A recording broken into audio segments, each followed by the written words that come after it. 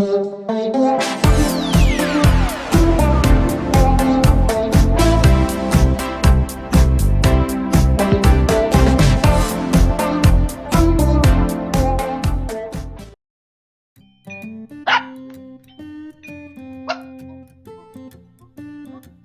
it's like working in a call center.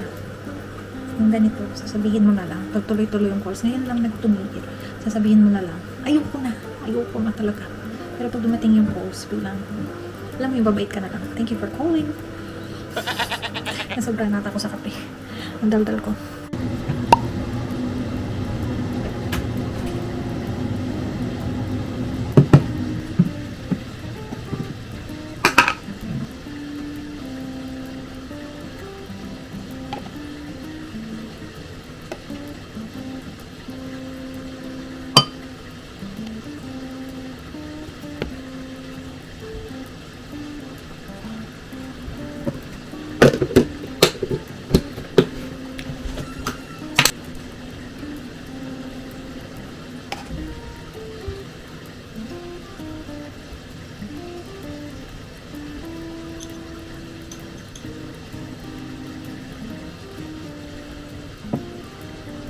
Good evening everyone. So continuation to the next day pero gabi na. Papunta na kami ngayon sa grocery. So sabay-sabay na kunin na rin yung mga additional na pasalubong. At ang pupunta muna tayo ngayon sa Aldi. Kukunin ang favorite na mahiwagang prawns ni Mother Hen. At yun, tingnan natin ano pa yung makuha natin. Or makuha, lagi ako makuha. Parang hindi tunog na binibili. Kung ano pa yung mabili natin or makita o mahanap sa Coles. So yun. So Aldi, tapos mag-dinner lang kami and then isn't it hard? Do you want to say hi? I'm driving. Okay. Why do you have to be grumpy? I'm driving. I need to concentrate. Okay, so he's driving. He needs to concentrate. Okay, see you guys. Nakauwi na tayo finally, guys. Time check, 8 o'clock dahil kailangan naming bumalik sa bahay after dinner at after calls. Kinuha si Dozer, nag-quick walk ng gabi and may ginawa something sa bills or sa bank. And ngayon, pakita ko sa inyo ang ating may mga iba dito na para dito pero karamihan ay para sa pasalubong natin. Mabilisan, lahat rush. Ay, hirap. Hirap ng, ano ba, pag nag-work sa Pinas or siguro kasi pag nag-work dito sa Australia, hindi sa Pinas. Siguro kasi sa Pilipinas, syempre andun lahat ng kamag-anak and all. So, I can't say I rely too much. Siguro pagdating sa dog, I rely too much sa family dahil nga naiwan ko anytime, anywhere. At ngayon kasama natin si Dozer, Tito, and kami lang ni Ron. So, yung family side kasi ng family niya nasa ibang state, sa Melbourne, yung iba sa New South Wales. So, wala talaga dito sa Queensland. And, yun. May nag-offer sa amin 6 months ago na magbabantay kay Dozer for 2 weeks dahil as much as possible, sabi din ng mga kaibigan ko dito, mas maganda yung katiwala mo. Though okay, yung mga, dito, mga boarding, ano bang tawag doon? Boarding place? Boarding kennel ng mga dogs and cats. Bukod sa, hindi naman super pricey, pero pricey sila. And kung nagtataka kayo, hindi po kami mayaman. Saktong nakakabayad ng bills, nakaka-enjoy ng life. Yun, simpleng buhay lang. So yun, pagdating sa boarding kennel, okay naman, but syempre iba pa rin yung parang palagay yung loob mo na meron talagang nagki-care talaga sa kanya, nakakilala mo, someone that you trust. So, yun na nga, 6 months ago, may nag-offer sa amin. Bago ako mag-offer sa mga kaibigan ko ditong Pinay, may nag-offer sa amin na i-look after at, of course, love din namin sila. But yeah, 1 week bago ang holiday or bago kami umalis, na ngayon? 5 days before. So, 2 days ago, sinabi nila, hindi pwede. Kumbaga, nag-back out sila dahil may emergency. So, imagine guys, 6 months before, sila yung nag-offer. I mean, hindi pa namin natatanong, wala pa kami na-offer. Sila mismo yung nagsabi. Yung sabi namin na pupunta kami ng Pilipinas. But yeah, sad to say, may emergency. So, yun. Nasad si Ron. So, naghahanap na kami ng boarding kennel. Ganun, may nahanap na ako. Tapos, kahit na nakakahiya, pinagme-message ko yung mga friends ko dito na Pinay at ang babait. Alam mo yung lahat nang na-message ko so far, lahat ng na-message ko agad nagsabi ng oo, nasa kanila na lang. Nakaka-touch. So, I love you all. But yun yung unang-unang nag-reply, si Ate Bernie. So, kay Ate Bernie natin, iiwan si Dozer. At masaya naman. So, para kaming classmate ni Ate Bernie sa isang room. Pares kami na happy sa life, happy married life, pero wala kaming kids with our, wala naman talaga akong anak. I mean, wala kaming anak na, may asawa kami, but wala kaming anak. Yun. Yung mga asawa namin mayroon. Kaming, ano ba yung partner, wala. Yung ganon. So, classmate kami. So, yung sa kanila namin iiwan si Dozer. Ano lang naman, 2 weeks. Saglit lang talaga tayo sa Pinas. Bukod sa maulan, syempre may mga commitments dito at nandyan si Dozer. So, at biglaan lahat. I mean, biglaan yung pagbantay. So, maigi na rin na 2 weeks lang yung nabook namin na holiday sa Pinas. So, yun. Although, ang saya-saya lang kasi masaya sila Ate Bernie, pati yung asawa niya, nag-look after. So, salamat kaayo, Ate Bernie, and thank you so much, Steve. Okay, mag-haul na tayo. I tried my best. Yes, Bob. Yan. Narinig niya atang iiwan siya. Nagtahol-tahol. Hello po. Hello. Ayan siya. So, hindi ko pa rin siya natitrim. Yan ang update sa kanya. Ititrim ko siya bago siya pick upin nila Ate Bernie. Diba? Isn't it, Mista? Have you finished your food? Hindi na naman. Okay. So, yun. Simulan na natin. Na-amaze ako sa Aldi, sa mga products nila dahil matagal kaming di nakakapunta sa Aldi. Dahil, out of the way. Paano ba yun? Wala. Dito, mahirap yung parking lagi sa Aldi sa location namin. Tapos laging, sa mga dinadaanan namin or sa mga iba pang pupuntahan, out of the way siya. Or, basta yun, hindi siya convenient para sa amin. Kaya hindi kami napupunta sa Aldi. But ngayon, dahil nandun yung mahiwagang prawns ni Mother Hen, kaya pumunta tayo doon. At maganda yung Aldi na pupuntahan namin kanina. Next time, isama ko kayo doon. So, ito na nga. May nakita kami na parang katulad nung sa Kohl's. Iba siyang brand. Ayan siya. Premier Fruit Swirl. Mango and Blood Orange. Ito sa amin to, of course. Dahil chilled product. Banana. Ang ganda din ng saging nila dun. Oh. Kalalaki. At ayan, additional na mga tsokolate. Meron na akong mga nabili. So, add-add lang. At asan na yung ito? Itong favorite ni Mother Hen. Yan. Yung last time kami nakakuha nito, $1.50.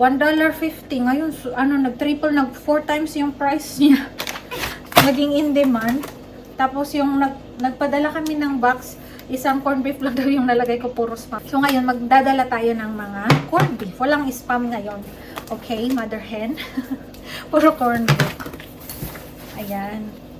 Sabi nila, wala sa kahon. So, ilan lang yung mga corned beef. Chocolate again, tapos ito, mixed nuts.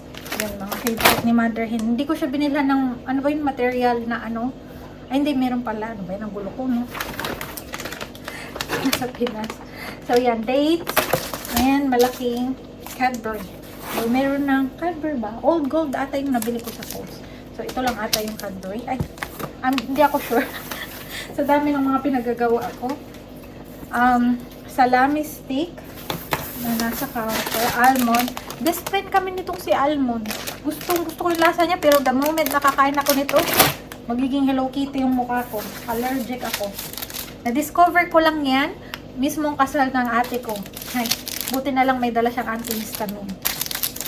Chocolate na naman. And, mixed nuts again na may parang dried fruit, seeds, and coconut. Tapos, cashews. Ano ba to? Sleep, para makatulog sila. Sleep. Another, prunes. Mixed dried fruits. Ayan. Saan ba to galing?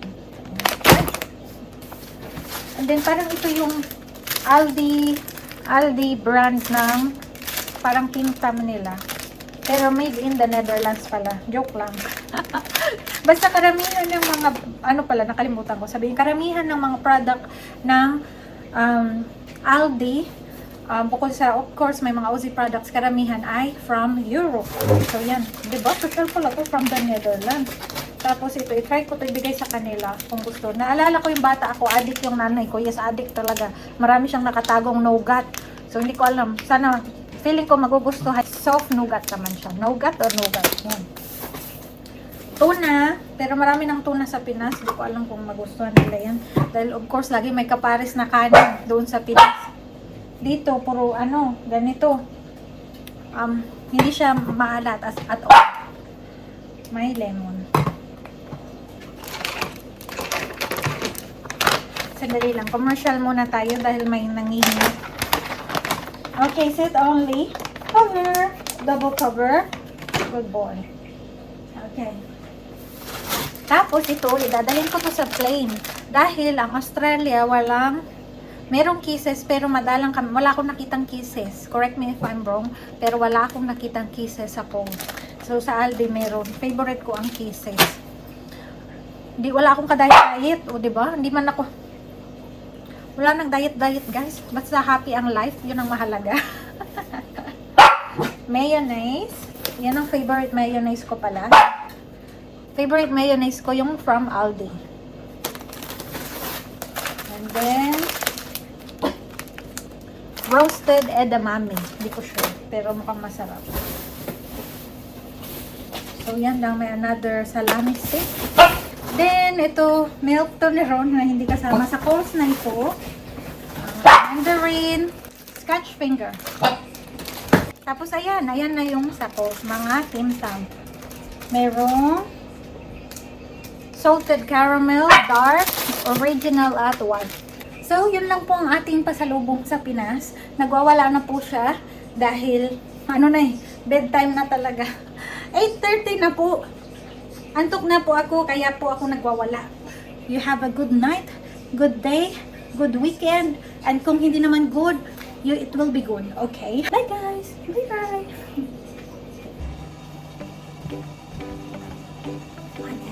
Happy birthday to you. Happy birthday, mommy. Happy birthday, happy birthday. Happy birthday to you. Hip hip! Hooray! Hip hip! Hooray! Hip hip! Hooray! Okay, mummy, this is a little video for you to hopefully make you very happy on your birthday. Sorry we can't be with you on your birthday, but we'll see you very soon. You have a good day for your birthday. Love you, mummy. Happy birthday, mommy! Mabuhay ka hanggat gusto mo. Long life, good health, and more patience. Happy birthday po, mommy! Thank you, me! Happy birthday! That's all. Bye, mummy.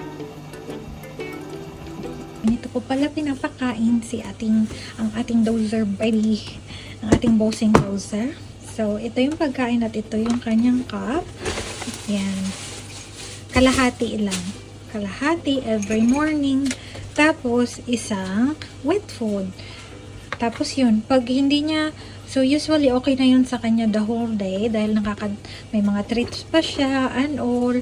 Pero kung naubos niya na agad tanghali pa lang or 2 p.m. pa lang, lagyan mo na lang siya ng 1/4 na kibos. Yun lang. Thank you so much, Ate Barney at Kuya Steve. Thank you. Love so much. Mo.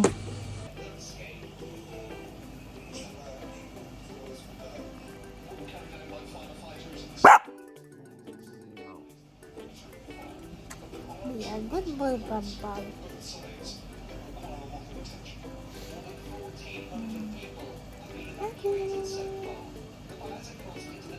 That's you.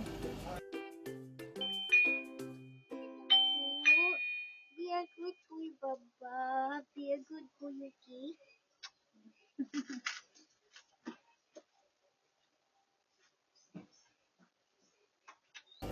Hi everyone! Kumusta ang lahat? Nagbabalik at time check, 6:30 p.m. na. So, tapos na kami mag-packing ng luggage. Tapos na kami mag-ready, mag-print ng mga ticket and all, ng e-travel. At Tapos na rin i-pick up si Bossing Dozer. So, kaya nandito ako ngayon sa lounge. Nakakaupo ako ng ganito. Medyo basa lang doon. Pero, ayan. Na-pick up na siya. So, yun. Nakakapanibago kasi sanay kami na may tumatakbo-takbo ditong puti, na mataba, na maliit. So, ngayon, wala. So, yun. Good luck kay na Ate Bernie. And ngayon, i-share ko sa inyo kung ano yung laman ng aking bag papuntang Pilipinas. At kung ano yung mga requirements. Or siguro sasabihin ko na yung mga requirements yung talagang mga hinanap sa akin pag nasa Pinas na tayo. Ganun na lang. Or baka pagpalipad. So, yun. Simulan na natin. First, ito, ang aking bag. O, diba? Pinas na Pinas. Talesa ko. Para makita nyo ang design. Tada! Punong-puno. So, this is from Laura Jones yung name niya. Ayan. Punong-puno. Diba? Ang lakas niya makapinas. Ayan, malaki siya. Pwede rin ma-adjust, pero hindi ko pa siya kita ba guys? Yan. Laura Jones. So, ang gusto ko dito, marami siyang compartment at madaling. So, parang bucket type, pero hindi ko alam anong tawag dito. Pero hindi siya mukhang bucket, hindi siya circle, ano siya. Parang ganyan, pahaba. So, simulan na natin. Dito muna tayo sa likod. Ayan. Check ko, may naman pa ba? May zipper din pala dito. Hindi ko pa yung nalalagyan. Baka ilagay ko lang doon additional salon pass. So, yan. Power bank. Away. Nabili ko to long time ago sa Shopee. At almost brand new pa siya dahil ginagamit ko lang pag nagpa-travel. Tapos madalang ko lang din magamit sa travel. Ngayon din pala Philippine Airlines yung sasakyan ulit natin just like last year. Meron namang charging port doon. And ito ang ating mga vitamins at kung anik-anik na nilagay ko dito. Dahil pag nasa security sa airport, lagi nilang pinapahiwala yung liquids sa hand carry. So, yan. Nilagay ko dito. So, halo-halo na sila. Yun. Hindi ako super organized na tao. So, yun. Nilagay ko na dito lahat, pati vitamins. Pati lip tint. Ayan. Ito lang yung makeup na nasa bag ko. Lip tint.